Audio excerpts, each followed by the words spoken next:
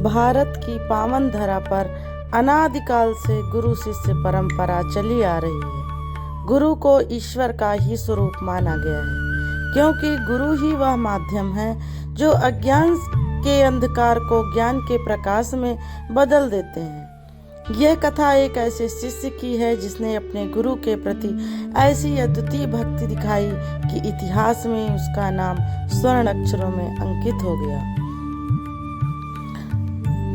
कई शताब्दियों पूर्व भारतवर्ष में हिमालय की गोद में बसा एक छोटा सा आश्रम था जिसका नाम था ऋषि मुनिनाथ का आश्रम। वहाँ दूर दूर से विद्यार्थी शिक्षा ग्रहण करने आते थे। ऋषि मुनिनाथ एक सिद्ध योगी थे जो वेद, उपनिषद, आयुर्वेद, धनुर्वेद और अन्य शास्त्रों के ज्ञाता थे। उनका आश्रम प्रकृति की गोद में बसा हुआ था, जहाँ एक शांत सरिता बहती थी और चारों ओर हरे भरे वृक्ष थे। वहाँ का वातावरण इतना पावन था कि हर आगंतुक को वहाँ शांति और ईश्वरी का आभास होता था। आश्रम में अनुशासन का पालन किया जाता था। विद्यार्थी ब्रह्म मुहूर्त में उठते, ध्यान करते, यज्ञ में भाग लेते और शिक्षा प्राप्त करते। एक दिन एक युवक आश्रम में आया। उसका नाम था देवव्रत। वह काशी का निवासी था। देवव्रत के माता पिता बचपन में ही स्वर्ग सिधार गए थे। अपने मामा के संरक्षण में पला बढ़ा देवव्रत बाल्यावस्था से ही सत्य और धर्म का अनुयायी था।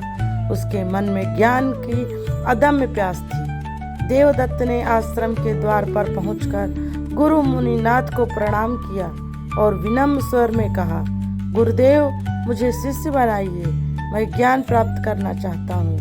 आपके सानिध्य में रहकर धर्म और जीवन का मर्म सीखना चाहता हूँ। गुरु मुनिनाथ ने उसकी आंखों में श्रद्धा और सच्चाई देखी। उन्होंने उसे शिष्य के रूप में स्वीकार कर लिया। देवदत्त ने आश्रम में प्रवेश किया और पूरी निष्ठा के साथ शिक्षा ग्रहण करने लगा। देवदत्त अन्य शिष्यों से अलग था। वह अपने गुरु के प्रति अनन्य श्रद्धा रखता था। जब अन्य शिष्य भोजन करने बैठते, देवदत्त अपने गुरु के लिए भोजन तैयार करता। जब अन्य शिष्य विश्राम करते, देवदत्त अपने गुरु के लिए लकड़ी काटता और जल भरता। वर्षा हो, सर्दी हो या भीषण गर्मी, देवदत्त गुरु की सेवा में कभी कमी नहीं आने देता। एक बार गुरु मुनिनाथ को भीषण बुखार हो गया। देवदत्त ने 3 दिन और रात तक बिना भोजन पानी के उनकी सेवा की। वह दिन रात उनके चरणों के पास बैठकर मंत्रोच्चार करता और औषधियां देता। गुरु का ताप धीरे धीरे उतरने लगा।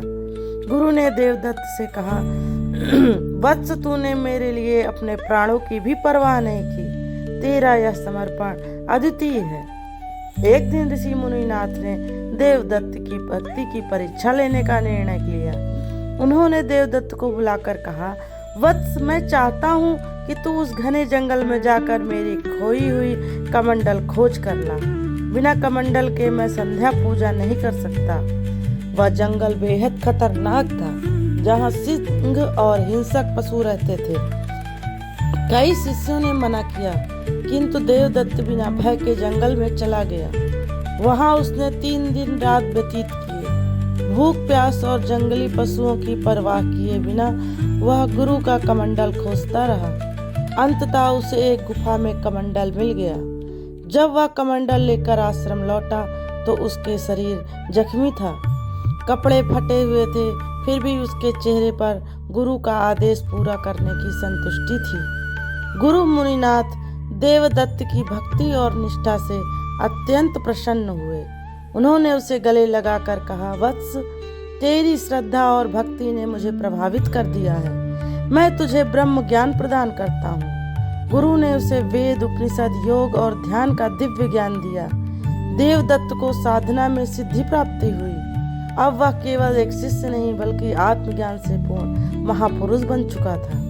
कुछ वर्षों बाद ऋषि मुनिनाथ ने संन्यास लेने का निर्णय लिया। उन्होंने देवदत्त को अपना उत्तराधिकारी बना दिया। बस अब तू इस आश्रम का संचालन करेगा। तेरी निष्ठा और भक्ति इसे नई ऊंचाइयों तक ले जाएगी। गुरु ने आशीर्वाद देते हुए कहा। देवदत्त ने गुरु के आदेश को शिरोधार्य किया। उसने आश्रम को ज्ञान और साधना का केंद्र बना दिया। वहां दूर दूर से लोग ज्ञान प्राप्त करने आने लगे। एक दिन आश्रम पर एक क्रूर राजा का आक्रमण हुआ। राजा ने आश्रम को नष्ट करने का आदेश दिया। उसने कहा, ये साधु संत समाज को भ्रमित करते हैं, मैं इस आश्रम को जला दूंगा। देवदत्त ने राजा के सामने प्रार्थना करते हुए कहा, महाराज, आश्रम को न जलाइए, मैं अपने प्राणों को की बलिदान देने को तैयार हूँ, परंतु इस पावन स्थान को नष्ट न कीजिए। राजा ने क्रूरता से देवदत्त को बंदी बना लिया। उसे जलती हुई अग्नि में फेंक दिया गया, परंतु आश्चर्य, देवदत्त का तन भले ही अग्नि में जल गया, किंतु उसकी आत्मा अमर हो गई। गुरु मुनिनाथ दूर हिमालय में ध्यान कर रहे थे। उन्हें आभास हुआ कि उनका परम शिष्य अब देह त्याग कर चुका है।